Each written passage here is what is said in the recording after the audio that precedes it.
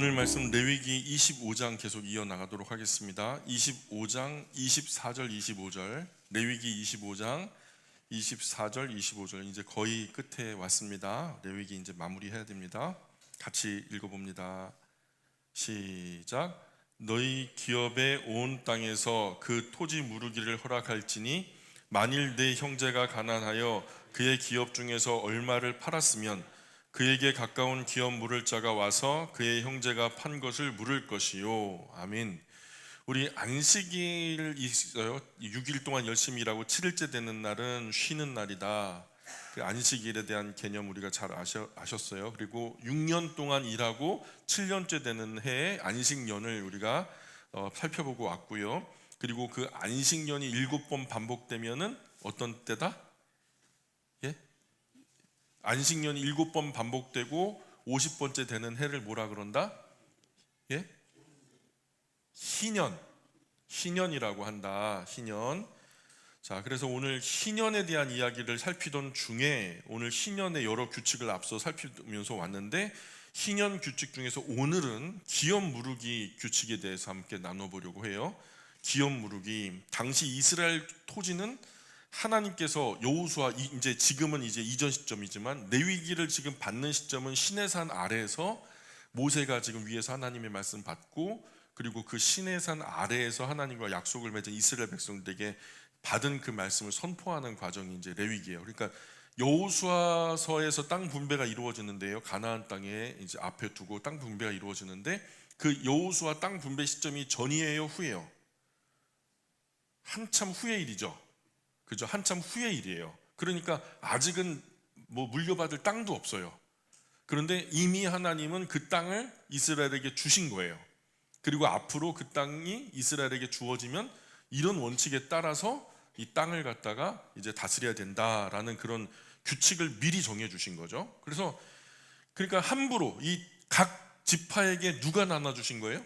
하나님이 나눠 주신 거니까 하나님이 주신 기업이니까 이 땅, 토지는 함부로 처분할 수 있는 사유재산이 아닌 거예요. 혹여 가난하게 되어 내가 가난해져 가지고 어쩔 수 없이 토지를 팔게 되더라도 가족이나 친족이 대신 그 땅을 사서 원래 가문에게 원래 주인에게 돌려주는 제도가 바로 기업 무르기라고 하는 제도라는 거예요. 그래서 24절 25절에 나타난 기업 무르기 규칙을 좀 정리해 보면 온 땅에서 토지 무르기를 허락하라는 명령이 나오죠. 토지 무르기, 이 기업 무르기, 토지 무르기에 관한 한 국가적으로 허용해 줘야 된다. 누구도 막아서는 안 된다. 즉 기업 무르기의 권리를 국가적으로 인정하는 그런 기조를 잡으라는 거죠. 그리고 만약 형제가 가난해서 땅을 팔게 되 정말 먹고 살기가 힘들어서 땅을 팔게 되더라도 가장 가까운 친족이 기업 물을 자의 책임을 갖고 먼저 그를 사가지고 땅을 사가지고 그 어려운 형제에게 대신 그 땅을 사줘야 된다. 그 책임을 다해서 가난해진 친족을 대신해서 그 땅을 사서 원래 가족에게 되돌려줘야 된다라는 규칙을 하나님께서 정하신 거죠. 이 규칙은 하나님의 공의와 자비를 이 사회 시스템 구조 안에다 넣은 거예요. 어느 사람은 정말 뜻하지 않게 하나님께서 은혜 주셔서 굉장히 유복한 삶을 사는 때가 있어요. 근데 어느 날 어떤 분들은 정말 뜻하지 않게 너무 큰 어려움을 당해가지고 가진 것을 전부 다 잃어버리는 분들도 있고요. 근데 이분들이 썩 악하거나 바보 같아서 다 잃어버린 건 아니거든요. 살다 보니까 그렇게 되는 경우도 있더라는 거예요. 이런 분들은 사실 뭐 그렇게 살아라라고 할 수는 없는 거라는 거예요. 그래서 이스라엘 공동체 안에서는 이런 가난한 사람들을 보호하기 위한 여러 장치들이 있는데 그 중에 하나가 기업 무르기라고 하는 장치가 있는 거죠. 그래서 요즘 나라에서도 그런 얘기 하죠. 뭐 소득 하위 60% 정도, 소득 하위 60% 정도 자산이 없는 연체자들, 대출을 받아내 돈을 빌렸는데 이제 능력이 없어서 갚지 못하는 분들, 한 10년 정도 그 연체율이 계속 돼가지고 계속 이자만 갚지 뭐 원금 손도 못 대고 결국 뭐 지금 어려운 지지부진하게 10년 가까이를 끌고 오는 사람들. 그래서 그분들의 채무를 탕감해 주자 이런 이제 논의가 새 정부 들어서 이제 막 활발해지니까 어떤 분들은 아니 성실하게 갚는 사람만 억울한 거 아니냐 막 이런 얘기를 이런 말도 나오고 또 그 사람들 중에 돈 많은 사람, 돈 많은데 안 갚는 사람도 있을 거 아니냐. 그럴 수 있죠. 그렇죠? 그렇죠? 상식적으로 이해 가죠. 성실하게 갚는 사람만 억울하다. 또는 그 사람들 중에서 돈 많은데 안 갚는 사람도 있을 거다. 뭐 이렇게 좀 물론 그럴 수 있는데 조금 우리가 다른 면으로 보자고. 좀 마음을 내려놓고 흥분하지 마시고, 나 안 깎아준다고 억울해하지 마시고, 여러분 10년이 지나도 한 푼도 갚지 못하는 채무는요 상환 능력이 없다고 봐야 돼요. 왜냐? 대출 상환 독촉 전화 받아보셨어요? DMTM 할 것 없이 아침, 점심, 저녁 할 것 없이 계속 와요. 업무 시간 중에는 4건이건 오전에 4건 5건이 오고요, 오후에 4건 5건이 오고요, 퇴근하기 전에 6시 이전에는 무조건 오고요. DM이라는 거예요. 편지요. 거의 일주일에 2-3통씩 계속 와요. 이 독촉 한번 받아보셨어요? 저와 아내가요 하루에 수십 통의 독촉 전화를 6년 동안 받아왔어요. 물론 저희가 뭐 사용해가지고 대출 받아가지고 그렇게 채무를 가진 건 아니고, 형제 자매 부모에 관한 대출을 한 5개 정도 저희가 저희 이름으로 떠안아 버렸어요. 이 해결하려고 하니까 그 방법밖에 없더라고요. 그래서 그 떠안고 애쓰고 몸부림칠 때 이게요 독촉 전화 받으면요, 야 진짜 피가 말라요. 피가 말라요. 하루가 괴로워요. 그냥 심장이 벌렁거리고요. 뭐 빨간색으로 해가지고 앞에다 막 뭐 체납 이렇게 뭐 독촉 막 이런 거, 최종 뭐 이런 거 나오면 진짜 심장이 벌렁벌렁거려요. 그런데 그 소액 대출 탕감 받겠다고 그 대출금을 탕감받겠다고 10년을 그런 독촉 전화에 독촉 DM 편지에 협박 받으면서 버티고 견딘다? 그럼 그거 좀 아닌 것 같아요. 그거는 10수년을 그런 독촉에도 갚지 못했다면 경제적으로 전혀 상황 능력이 없다라고 보는 것이 맞는 것 같아요. 그 스트레스를 받으면서 그걸 대출을 변제받겠다고 참아냈다? 그분의 삶이요 금전적으로 읽히는 부분인 거예요. 10년 가까이를 대출 상환을 못했다, 조금의 변제도 어려웠다 하면 이것이 나쁜 사람들의 또 다른 편법이 되면 안 되겠지만은, 저는 그 채무 탕감, 채무 경감은 나쁘지 않다고 봐요. 그분들 대부분 적어도 90% 이상은 사회적인 약자가 분명하다는 거죠. 최소한 사회가 자신들에게 온정을 베풀었다라는 것은 알 거예요. 이거는 사실 이렇게 해서는 안 되는 건데 특별한 배려로 우리가 이런 배려를 받았다. 그 새로운 출발과 더불어서 사회의 따뜻한 온정을 보여주는 아주 좋은 기회가 될 거라고 생각합니다. 오늘 기업 무르기에 관한 것도 얼마든지 나쁘게 악용될 수 있죠. 그러나 진짜로 이스라엘 사회의 회생 불가능한 가정에는요 정말 이것은 큰 소망이 될 수 있어요. 그 가장 그 분명한 예가 우리가 잘 알듯이 룻기 나오미 가정 아시죠? 나오미가 갔다 왔는데 먹을 것도 아무것도 없어요. 그냥 둘이서 며느리하고 시어머니하고 얼굴 마주보고 그냥 굶어 죽어야 되는 거예요. 그렇죠? 근데 보아스가 기업 물을 자로 나서가지고 그 가정과 가문이 일어나는 것을 우리가 보잖아요. 이게 하나님이 이런 제도 안에 숨겨놓으신 정신이라는 거죠. 자, 26절, 27절 계속 읽어볼게요. 26절, 27절 시작.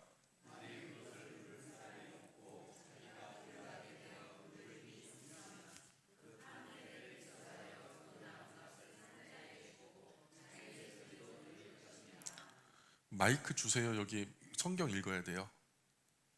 네, 한번 마이크 대봐요. 예. 자, 26절, 27절 읽었습니다. 근데 문제는요, 가까운 친척 중에서 기업 물을 자가 없는 거예요. 그럼 대신 땅을 사줄 사람이 없으면 어떻게 될까요? 그러면 언젠가 자신이 다시 부유해져서 땅을 살 능력이 생기면 사면 그만이지만, 토지를 판 기간, 즉 연수를 계산해서 그 기간 동안 그 토지 산 사람이 사용한 그 연수에 해당하는 금액을 공제한 후에 남은 금액 지불하고 다시 자기 소유주로 돌려받을 수 있도록 한 그런 제도예요. 그래서 즉 기업 무르기가 친족에게만 의존하는 게 아니라 스스로 재정 회복된 후에 자기가 어떻게 하다가 보니까 굉장히 또 돈이 많아졌어요. 그래가지고 그 기업 물을 자가 아니라 내가 스스로 회복할 이 능력이 생겼어요. 그러면 그냥 남은 기간 그 토지 경작권을 산 사람에게 내가 그걸 변제하고 다시 토지를 내 것으로 회복할 수 있는 것을 보장해 준다라는 거죠. 쉽게 말해서 내가 정말로 어려워서 이 토지를 조상 때로부터 물려받은 이 토지를 누군가에게 경작권을 넘겼어요. 희년까지 한 4, 50년 남았어. 굉장히 비싸게 팔렸겠죠. 근데 어떻게 하나님이 은혜 주셔서 로또 복권이 당첨됐네? 그럼 로또 복권 당첨됐으니까 이걸 변제할 수 있는 능력이 생긴 거잖아요. 그럼 남은 경작 연수 계산해 갖고 경작권의 비용을 갖다 지불하고 다시 그 토지를 자기의 것으로 가지고 올 수 있다. 희년까지 마냥 그것은 남의 땅이 아니라 다시 원래 자신으로 자기 능력으로 되돌릴 수도 있다. 이것도 보장해 주는 거죠. 그래서 하나님은 개인 재산과 가문의 기업을 중요하게 여기는 우선순위에 대한 이런 것들을 원래 주인에게 돌려주려고 하는 그런 것들이 굉장히 잘 배려가 되고 있어요. 토지는 영구적으로 다른 사람에 넘어가지 않도록 그렇게 해놓으신 거죠.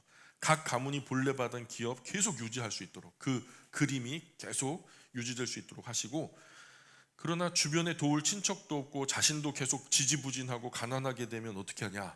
그러면은 가난한 사람은 계속 가난해질 것이고 부한 사람은 계속 부해지잖아요. 그럼 빈익빈 부익부가 될 건데요. 그게 우리나라 제일 큰 문제 아니에요? 세계적으로도 제일 큰 문제 아니에요?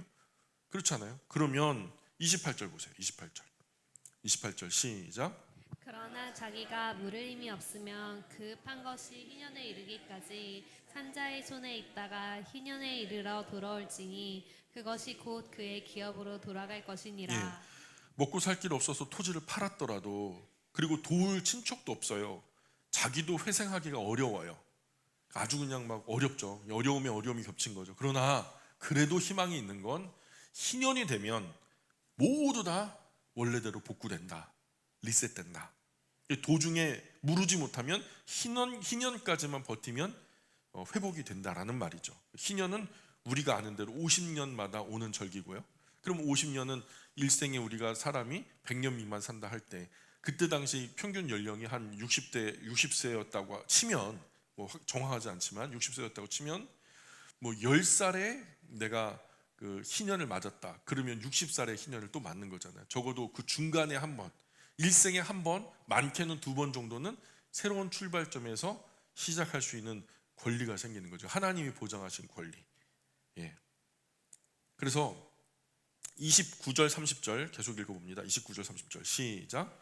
성벽 있는 성내의 가옥을 팔았으면 판지 만 1년 안에는 물을 수 있나니 곧 그 기한 안에 물으려니와 1년 안에 물으지 못하면 그 성 안의 가옥은 산자의 소유로 확정되어 대대로 영구히 그에게 속하고 희년에라도 돌려보내지 아니할 것이니라. 예, 그런데 희년에도 영원히 자기 소유가 되는 땅이 있어요. 그 땅이 뭐냐? 성벽으로 둘러싸여 있는 성 안에 있는 가옥에 서 있는 땅은 한 번 사면 영원히 자기 것이 되는 거예요. 영구적으로 그 사람의 소유권을 인정하는 거예요.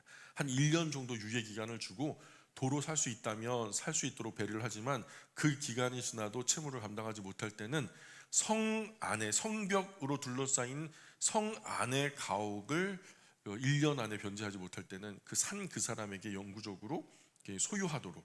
그래서 집 같은 경우에는 한 번 사면 영구적으로 그 사람의 소유로 인정하는 거예요. 보통은 집은 다 성 안에 있고 그 성 안에서 사람들이 농기구 챙겨가지고 성 바깥의 토지로, 자기에게 주어진 토지로 사방으로 흩어져서 이 농작물을 재배하다가 다시 저녁이 되면 성 안으로 들어와서 성내 가옥에서 머물게 되었거든요. 일반적으로 그렇게 상상하시면 딱 맞아요. 자, 그런데 성 안에 있는 가옥, 그 집, 원래 자기가 이제 살던 그 집, 그 집은 한 번 사면 거의 영구적으로 그 사람 소유로 인정하는 거죠. 거기서 살다 죽을 수 있는 권리, 또 다음 세대가 물려받아서 그곳에서 계속 살아갈 수 있는 권리, 예, 그런 권리를 부여해 주는 거죠. 그런데 농사 짓는 땅, 예, 경작해서 먹고 사는 땅, 그런 땅은 희년이 되면 돌려줘야 된다. 예, 그런 기업의 땅은 50년마다 원래 주인에게 가게 하는 게 맞다. 이렇게 해놓은 거죠. 우리 영광교회가 누읍동에서 토지 수용돼 가지고 이제 이렇게 주택공사에 그 수용돼 갖고 나왔죠. 평생 나고 자란 집과 땅 떠나는 어르신들 제가 그 과정에서 봤는데요. 저도 심적으로 굉장히 고통스러웠어요. 그 익숙했던 그 터전을 떠난다는 거, 이게 없어진다는 것이 심적으로 굉장히 스트레스가 되고 참 마음 힘들고 어렵더라고요. 지금도 그리워요. 그때 좀 또 영상으로 더 남겨놓을 걸, 사진으로 더 많이 찍어놓을 걸, 이런 아쉬움이 있어요. 돌아가지 못한다는 게 심적으로 굉장히 어려워요. 근데 어르신들은 얼마나 더 할게요. 어르신들은 거기서 나고 자라신 분들이잖아요. 그잖아요. 그리고 그 나고 자란 분들이 평생을 같이 함께 잇대어 살아온 이웃들이잖아요. 그 얼마나 더 힘드셨겠냔 말이죠. 한동안 그 쓸쓸한 괴로움 견디다 못해서요, 우리 동네에서도 몇 분이 돌아가셨어요. 괴로움에 막 사무쳐서. 떠나온 어른들도 원래 마을 입구에 컨테이너 박스 하나 놓은 거예요. 아파트 막 이렇게 막 우거진데 골목에다가 하나 컨테이너 박스 갖다 놓고, 여기가 옛날 동네 입구라는 거야. 거기에 그냥 그 마을이 없어짐과 동시에 컨테이너 박스 갖다 놓고 거기 모여서 국수 끓여 먹고 얘기하고 막 그러는데, 자, 이런 부분들은 개발업자들이 상상을 못해요. 생각을 못한단 말이에요. 유럽에는요, 지금 동네들 중에 기본적으로 100년 다 넘어요. 뭐 적게는 100년, 많게는 뭐 200년, 300년 된 동네도 그대로 골목이 유지되고 있어요.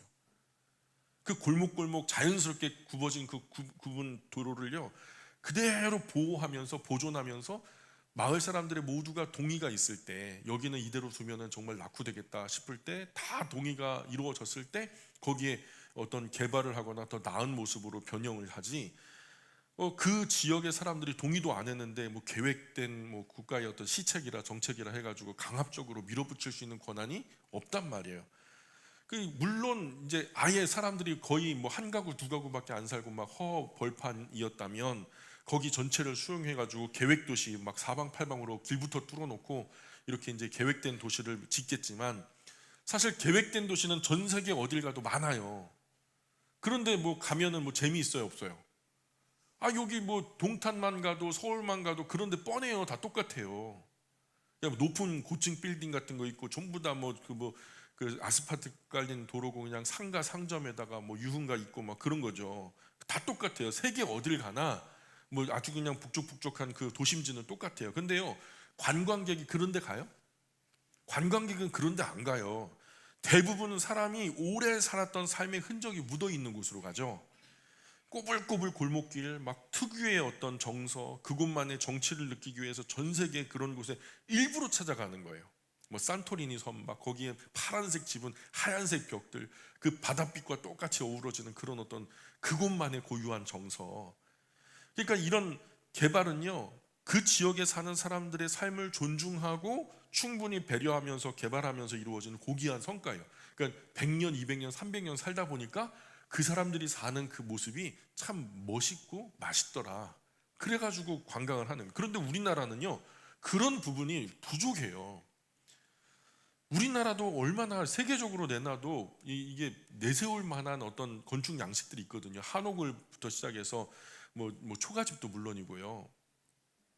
산이고 뭐고 싹 다 밀어요. 다 깨고 부수고 평탄해가지고 똑같은 아파트 짓고 똑같은 공원 짓고 거기에 똑같은 운동기구 똑같아요. 전국 어딜 가나 운동기구가 똑같아. 똑같은 산책로 내고요. 우리나라 어딜 가든 아파트촌 가면은 거의 똑같아요. 그게 뭐예요? 그게 특유한 정서도 없고 특별한 매력도 없고. 여자분들 10명 중에서 단독주택 갈래 아니면 아파트 갈래 그러면 우리 어머니들은요, 10분 중에서 7분이 그냥 아파트 간대. 예, 진짜로요. 그 통계적으로 그게 나와요. 근데 아버지들은요, 10분 중에서 10분이 단독주택 간대요. 아주 메마르고 차갑고 건조하고, 이제 이 도심지의 풍경이 염증이 나요. 아파트에서 나고 자란 세대, 아파트 세대라는 말이 지금 나오고 있거든요. 아파트에서 나고 다른 아파트로 옮겨가고 좀 신형 아파트로 가고 이 정도뿐이죠. 근데 이제 지금 지어진 아파트는요, 재건축도 어렵대요. 이게 어느 정도 그 배관이나 이런 것들이 쓰여지면은 여기 배관이 전체적으로 교체가 이루어져야 되는데, 이 지금 우리가 지어지는 그 배관들은요, 교체할 수 없도록 지어진 아파트라는 거예요. 어쨌든 큰 공사들이 60년, 70년에 한 번 이루어져야 되는 건축비, 이게 재건축에 들어가잖아요. 건축비가요, 이전보다 2배는 더 비싸졌어요. 그리고 분담금이라는 게요, 이게 전에는 뭐 몇백만 원 더 내는 정도였지만 지금은 몇억 원 수준으로 분담금이 늘어났어요. 그러니까요, 이게 재건축을 하는 게 경제성이 떨어져가고 더 이상 못해요. 아파트 노후화되면 관리비 증가하죠. 관리비 증가하면 노후 배관 뭐 환경 악화되고요. 일부 주민들은 신축으로 이주할 거고요. 그리고 취약계층이 전입 오고요. 여기 싸지니까 빈집은 또 증가할 거고요. 도시 슬럼화 현상이 가속화될 거고요. 전문가들이 예측하기를요. 이제 서울 시내에 할렘처럼 아예 빈집들이 막 그 귀신집처럼 그냥 창문도 깨지고 막 설렁설렁, 그 공원도 관리가 되지 않고 벤치도 막 그냥 망가지고 그래도 누가 손보지 않는 그런 아파트촌들이 많이 나타나. 앞으로 30년 후의 일이라니. 극히 일부 아파트만 초고층 아파트 재건축해가지고 재탄생할 거다. 대부분의 오래된 아파트들은 도시 한가운데서 흉측하게 방치되는 풍경이 앞으로 30년 후 난개발된 도시 풍경이 그런 모습을 가질 거다. 이런 아파트 중심의 난개발이 이제는 멈춰져야 된다. 그러니까 전문가들이 지금 입모아 말하는 게 아파트 그만 지어야 된다.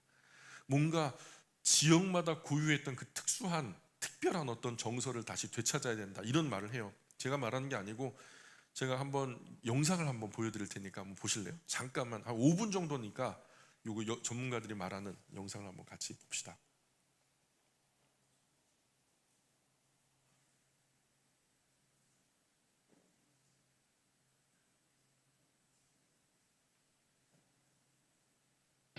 아파트가 낡아지면 좀 더 좋은 환경을 원하는 주민부터 떠나고 남은 주민들은 관리비를 더 부담하는 악순환에 집 상태는 나빠지고 결국 빈집이 늘어날 거란 우려가 나옵니다.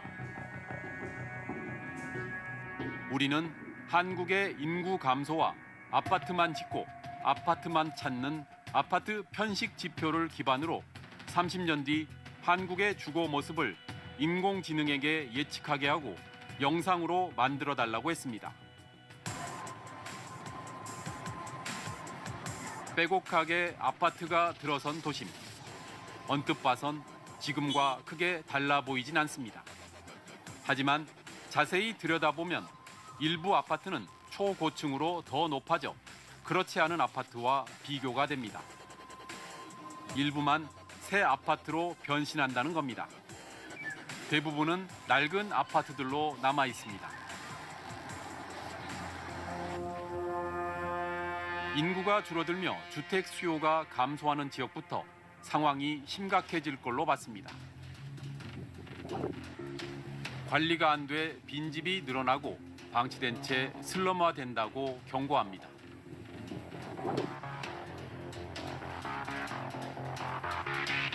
과장된 상상처럼 느껴질 수도 있습니다. 하지만 전문가들 전망 역시 AI 예측과 크게 다르지 않습니다. 지금 상황이 그대로 간다면은 좀 상상하고 싶지 않습니다. 왜냐면은 이게 양극화가 될 가능성이 되게 높아요. 재건축을 통해서 수익을 확보할 수 있는 지역, 이 지역은 재건축을 통해서 또 새로운 새 아파트를 만들 수 있는 여력이 있거든요. 근데 그 이외의 지역들, 유지 보수가 제대로 안 되면은 사람들이 떠나고요. 떠나지 못한 사람들만 남게 되고요.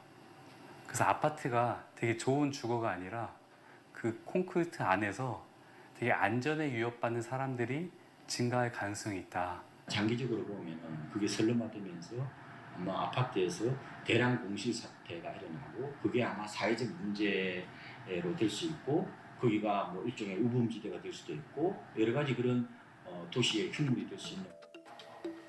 이런 상황을 피하려면 지금부터라도 오래가는 아파트를 지어 끊임없이 유지 보수를 해야 합니다. 네, 여기까지. 정부가 11년.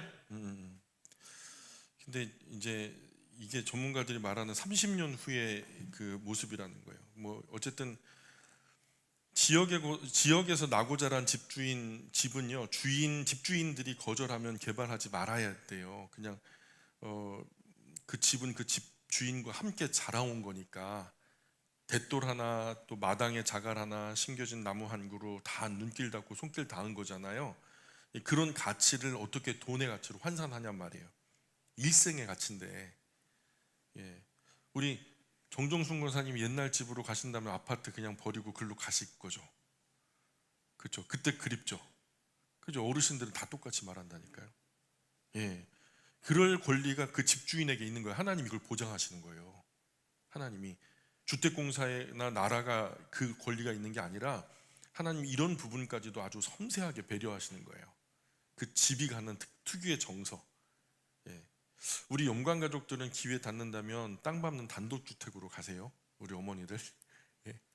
30년 후에 진짜 우울해져요. 그러니까 아파트 지금 뭐 더 비싸진다, 뭐 집값이 어떻게 된다. 제가 볼 때는 그 다 환상입니다.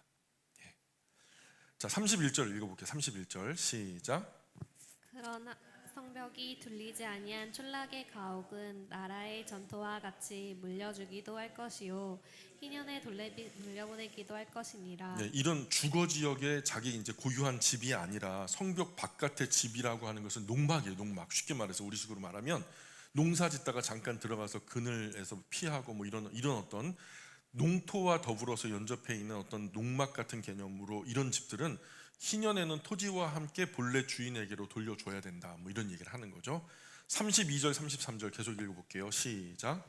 레위 족속의 성읍 곧 그들의 소유의 성읍의 가옥은 레위 사람이 언제든지 물을 수 있으나 만일 레위 사람이 문이지 아니하면 그의 소유 성읍의 판 가옥은 희년에 돌려보낼지니 이는 레위 사람의 성읍의 가옥은 이스라엘 자손 중에서 받은 그들의 기업이 됨이니라. 예, 그러나 앞선 이제 29절, 30절 원칙에도 예외가 되는 경우가 있어요. 예외가 되는 경우가 뭐냐면 레위 사람들은 그 땅 못 받았죠. 12지파 땅 분배 받을 때 레위 사람들은 땅 받았어요, 못 받았어요? 땅 못 받고 대신 뭐 받았어요? 성읍을 받았어요. 각 지파에 4군데씩 성읍을 주었어요. 그러니까 한 지파에 4군데 레위 사람들이 흩어져 살게 되는 거예요. 그럼 12지파니까 몇 군데예요? 곱하기 4 하면 되죠. 12 곱하기 4는 48군데. 이 레위인들이 48군데, 이스라엘 12지파가 흩어져 사는 48군데 거점을 정하고 거기서 이제 먹고 살게 됐는데, 그런데 이스라엘 레위 지파는 토지가 없잖아요. 성읍만 받았지. 그러면 레위 사람 영사정이 어려지면 뭘 팔아 먹어야 돼요? 집이죠. 집밖에는 팔 게 없잖아요. 때문에 레위 사람은 성읍 안에 가옥을 팔게 되더라도 희년이 아니더라도 언제든지 물을 수 있는 권리를 준 거예요. 그 사람이 돈이 이제 벌려서 어느 정도 좀 여유가 생겨서 나 원래 내 토지에 있었던 그 가옥에 들어갈래 그러면은 거기를 나중에 지금 샀던 사람도 조건 없이 그에게 돌려주면서 값을 받고 물려줘야 된다. 물러나야 된다. 만약 레위 사람이 가옥을 무르지 못하는 경우에라도 희년이 되면은 반드시 본래 레위 사람에게 돌려주어야 된다라는 규칙이 하나님이 정하신 규칙인 거예요. 그래서 레위 사람은 토지가 없기 때문에 일반 지파보다 더 강한 보호 규정을 하나님께서 만들어 놓으신 거죠. 이 34절 볼까요? 34절 시작. 그러나 그들의 성읍 주위에 있는 들판은 그들의 영원한 소유지이니 팔지 못할지니라. 예, 레위 지파도 엄연히 한 지파잖아요. 그러나 이스라엘 각 지파마다 네 성읍을 레위 사람에게 나눠주게 하셨죠. 48개 성읍이 레위 사람들의 몫인데 레위 사람은 이스라엘 12지파 각각 4성읍씩 48개 성읍에 흩어져 살고 그러면서 각 지파에게 여호와 하나님 경외하는 방법을 가르쳐주고 그 안에서 신앙교육 또 신앙상담 그리고 시시비비를 가려주는 재판 등 여러 가지 일들을 하게 했다는 거죠. 그래서 이 레위 지파 사람의 땅은 바깥으로 다른 지파에게 팔지 못하게 해놓으셨어요. 자, 그래서 35절부터는 가난한 사람들에 대해서 이제 일반 시민의 자세를 말하는데 이스라엘 민족 안에 가난한 그 이웃, 가난한 형제들에 대해서는 어떻게 해야 되는가를 안내하는 것이 35절부터 시작돼요. 한번 35절, 36절, 37절 읽어보겠습니다. 시작. 내 형제가 가난하게 되어 빈손으로 내 곁에 있거든 너는 그를 도와 거류민이나 동거인처럼 너와 함께 생활하게 하되 너는 그에게 이자를 받지 말고 내 하나님을 경외하여 내 형제로 너와 함께 생활하게 할 것인즉 너는 그에게 이자를 위하여 돈을 구워주지 말고 이익을 위하여 내 양식을 구워주지 말라. 예, 형제가 가난해서 빈손으로 곁에 머무는 형제가 있단 말이에요. 동족 중에 이스라엘 12지파에 속한 거니까 어쨌든 형제잖아요. 형제인데 그 가난한 이웃을 거류민이나 동거인처럼 함께 살 수 있도록 배려하라는 거예요. 이게 직원 같은 개념이에요. 여기서 말하는 거류민이나 동거인이라고 하면은 사업을 위해서 그들이 먹고 살기 위해서 우리에게 붙어 사는 분들을 말하는데 이런 분들처럼 가난한 이웃에게는 돈이든 곡식이든 이자 받지 말고 도와주라는 거예요. 이자 받으면 안 된다. 그 이유는 그 이웃이 불쌍해서가 아니에요. 그 이웃이 불쌍해서 뭐 측은지심, 어떤 긍휼 이런 것들 때문이 아니라 하나님 경외하는 마음으로 그렇게 하라는 거예요. 그러니까 그리스도인들의 구제는요, 그 발상의 발로가 달라요. 세상 사람들이 가난한 사람들을 구제할 때는 그 사람이 불쌍하고 측은해서 우리가 주머니를 열어서 그 사람들에게 기부를 하잖아요. 근데 그것은 이제 우리 안에 있는 그 원인이 되는 거죠. 근데 그리스도인이 어려운 사람들에게 구제의 손길을 뻗치는 이유는 뭐냐? 하나님을 경외하는 마음으로 그렇게 하라는 거예요. 하나님 사랑하면 그렇게 하라는 거예요. 당연한 말 같지만 그러나 가난한 이웃을 이용하거나 착취하지 말아야 된다. 같은 공동체 안에 동등한 사람으로 선대하며 살아야 된다. 가난하다고 무시당하는 세상이잖아요. 그죠? 이렇게 가난한 이웃을 대하는 우리 마음의 엔진이 측은지심이나 동정이 아니라 하나님 경외하기 때문에 그렇게 하라는 거죠. 그러면서 이런 말씀을 부연하고 계시죠. 38절 시작. 너희 하나님이 내며 또 가나안 땅을 너희에게 주려고 애굽 땅에서 너희를 인도하여 낸 너희의 하나님 여호와이니라. 너희가 이집트 가난한 민족이 되어서 곧 멸족당하기 직전에 30년만 지나면은 남자아이를 낳거든 무조건 나일강에 떠내려 버려버리라, 그러니까 악어밥 주라는 거예요. 그러니까 그렇게 한 세대만 지나면 이스라엘은 씨가 말라서 자연스럽게 이집트 족속으로 편입되는 거예요. 흡수되는 거예요. 흡수 통일되는데 그 가운데 하나님께서 그들의 강포를 포악을 막으시고 내가 너희를 이집트에서 건져내어 살렸고 죽을 민족 살렸고 젖과 꿀이 흐르는 땅, 젖과 꿀이 흐르는 가나안 땅을 너희에게 주었던 너희 하나님 여호와가 바로 나야. 내가 바로 그 여호와 하나님이야. 나는 그런 존재야. 내가 그러니 너희도 마땅히 그래야지. 그러시는 것 같죠. 그죠? 내가 긍휼히 여겨서 그렇게 너희들에게 그렇게 선대했던 것처럼 너희도 너희 이웃에게 그렇게 선대해야 마땅한 거지, 이렇게 말하는 거예요. 부전자전이라고요. 그죠? 아버지가 덕스러우면 아들도 덕스러운 그런 아버지야 내가. 그럼 너는 어떻게 살아야 되겠어? 이렇게 말씀하시는 거죠. 39절, 40절, 41절까지 시작. 너와 함께 있는 내 형제가 가난하게 되어 내게 몸이 팔리거든 너는 그를 종으로 부리지 말고 품꾼이나 독거인과 같이 함께 있게 하여 희년까지 너를 섬기게 하라. 그때에는 그와 그의 자녀와 함께 내게서 떠나 그의 가족과 그의 조상의 기업으로 돌아가게 하라. 내 동족 이웃이 가난해져서 자기 자신을 모순으로 파는 거예요. 이를 위해서 품꾼으로 자신을 파는 거죠. 그렇게 팔리게 되더라도 그를 노예처럼 부리지 말라는 거예요. 이집트 사람들이 이스라엘을 노예로 부렸잖아요. 포악으로. 근데 그렇게는 하지 말라는 거예요. 여기서는 품꾼이 뭐냐면 직원처럼, 사장님이 직원을 대하듯이 가난 때문에 너의 집 머슴살이 하고 있지만 기본적으로 너의 형제임을 잊지 말라는 거죠. 그러니 품꾼, 직원, 동역자처럼 대하라는 거예요. 그래서 그렇게 희년이 될 때까지 너의 곁에서 너의 일을 도우면서 적당한 품삯 지불하고 정당한 대우를 하며 먹고 살 수 있는 길을 열어주라는 거예요. 무엇보다 인격적으로 대화할 것을 계속 강조하고 있어요. 인격적으로. 그리고 희년이 되면은 반드시 그에게 자유를 줘라. 그렇게 자기 아내와 자녀들에게 다시 돌아갈 수 있도록 돌려보내주라는 거예요. 그렇게 자기 조상의 기업을 다시 찾아 새로운 삶을 시작할 수 있도록 도움을 줘라. 42절, 43절, 42, 43 시작. 그들은 내가 애굽 땅에서 인도하여 낸 내 종들이니 종으로 팔지 말 것이라. 너는 그를 엄하게 부리지 말고 내 하나님을 경외하라. 이걸 잘 구별하셔야 돼요. 종은요, 주인의 소유물이에요. 근데 이스라엘 형제를요, 종으로는 하면 안 된다는 거예요. 주인의 소유물처럼 그렇게 하면 안 된다는 거예요. 품꾼으로 또는 같이 뭐 이방인 중에 너와 함께 깃들어 사는 어떤 직원으로서의 같은 동역자, 내 일을 도와주는 협력자 정도로 대하는 거는 참 당연히 그럴 수 있지만, 머슴살이 하는 거야 어쩔 수 없지만 종처럼 그렇게 너희 형제를 종으로 부려서는 안 된다. 이스라엘 백성은 기본적으로 누구의 종이죠? 하나님 종이죠. 우리 다 하나님 종. 그들을 이집트에서 건져 살려낸 주인이 하나님이니까요. 그러니까 이스라엘 안에서 종으로 파는 일은 없어야 된다는 거죠. 그리고 그들에게 갑질하면서 엄하게 부리지 말라는 거예요. 인격적으로 대하라는 거예요. 그분도 자기 노동력 주었으니 정당한 월급을 받는 거죠. 그죠? 노동력 줬으니까 월급 받는 거죠. 공짜로 그냥 놀다가 꽁돈 받는 거 아니잖아요. 공짜로 월급 주는 거 아니잖아요. 제공하는 노동의 질이 떨어지면 그것 가지고는 뭐라고 할 수 있어요.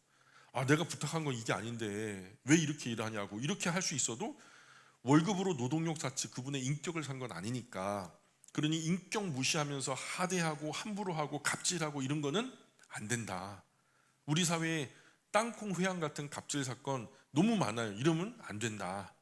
하나님께서 복 주실 기업이나 나라가 되려면 무엇보다도 인격적이어야 한다. 예. 자, 44절 45절 시작. 내 종은 남녀를 막론하고 내 사방 이방인 중에서 취할지니 남녀 종은 이런 자 중에서 사올 것이며 또 너희 중에 거류하는 동거인들의 자녀 중에서도 너희가 사올 수 있고 또 그들이 너희와 함께 있어서 너희 땅에서 가정을 이룬 자들 중에서도 그리할 수 있은즉 그들이 너희의 소유가 될지니라. 이스라엘 백성 안에서는 종 제도가 없는 거예요. 지금은 이스라엘 백성 안에서는 종 제도가 없어요. 근데 아직 열방에는 종의 제도가 있잖아요.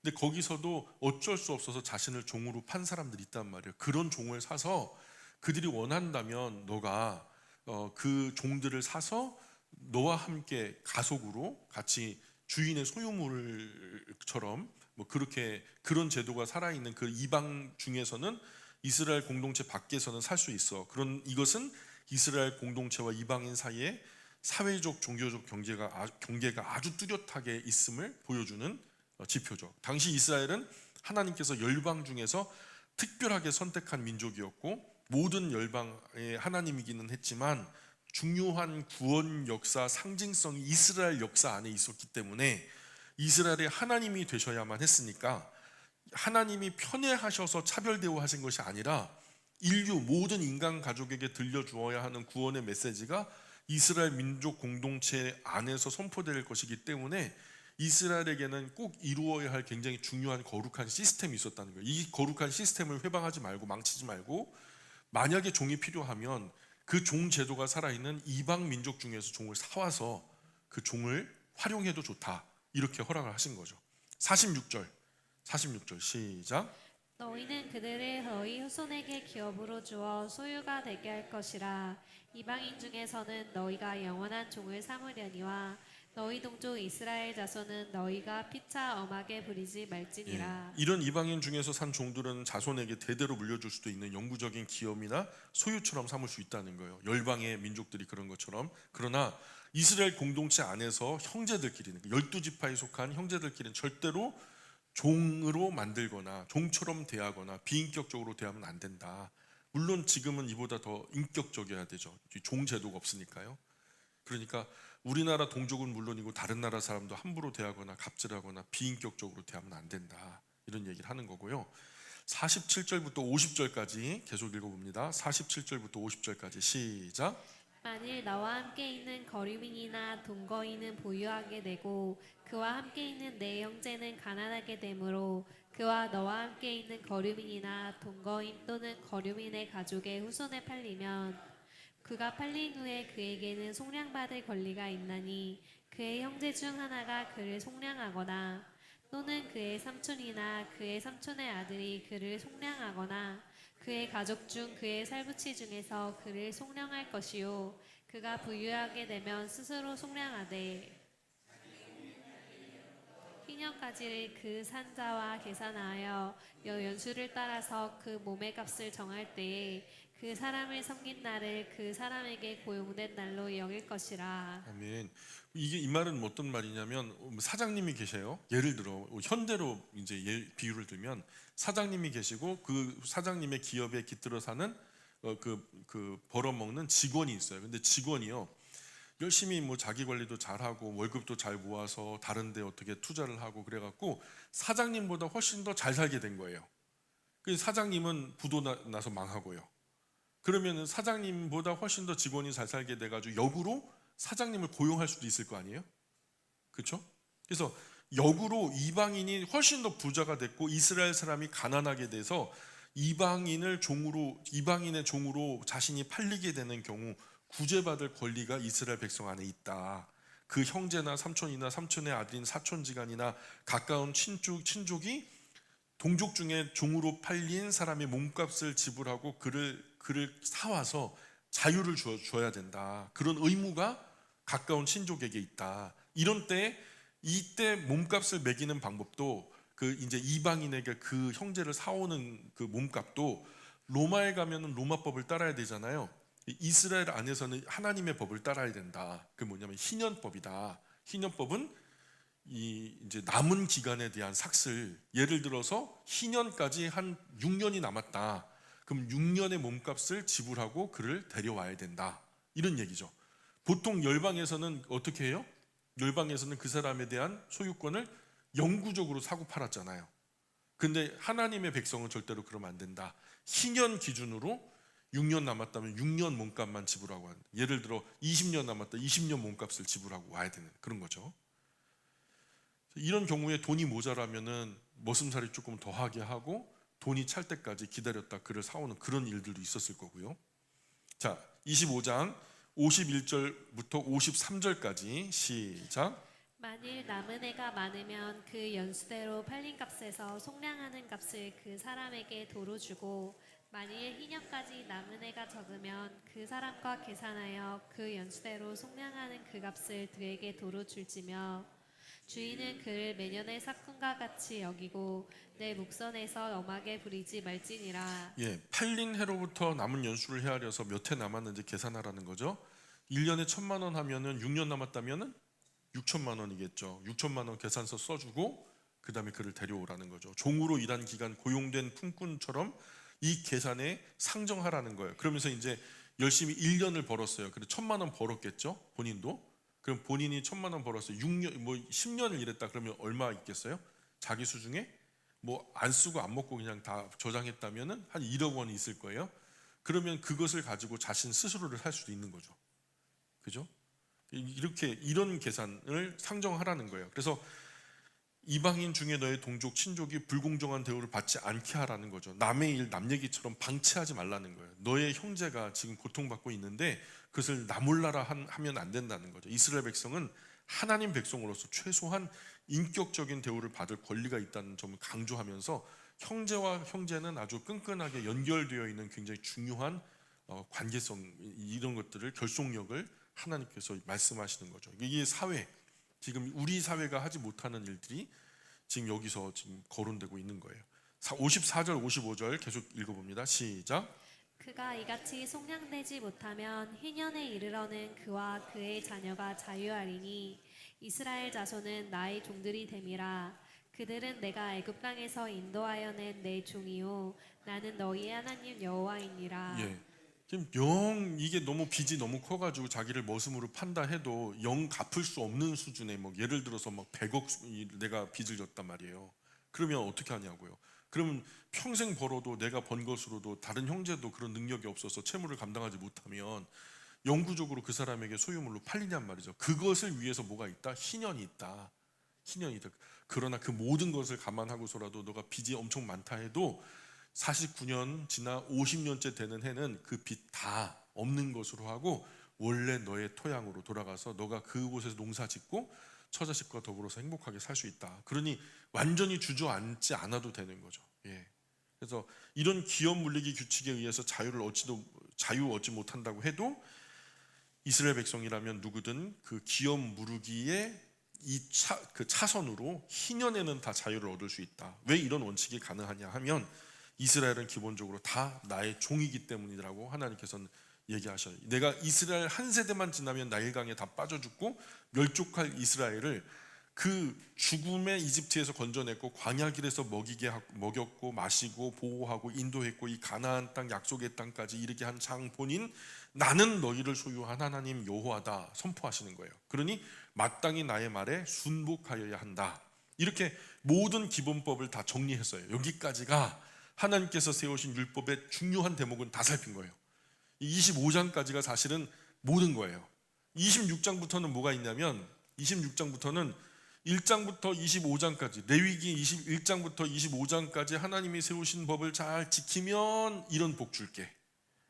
예, 그리고 이 법 지키지 않고 나의 기대 저버리고 나 배반한다면 저런 저주를 받을 거야. 이게 이제 26장에 나온 거예요. 우리가 작은 그 동아리를 만든 친교 모임을 만들었다. 그러면요, 1조 이 동아리의 명칭은 무엇이라 한다. 2조 이 동아리의 목적은 무엇이라 한다. 3조 이 동아리 회원은 이런 사람이 될 수 있다. 4조 이 동아리 회원으로 결격 사유는 이러이러한 것들이 있다. 여기에 상벌이 들어가요.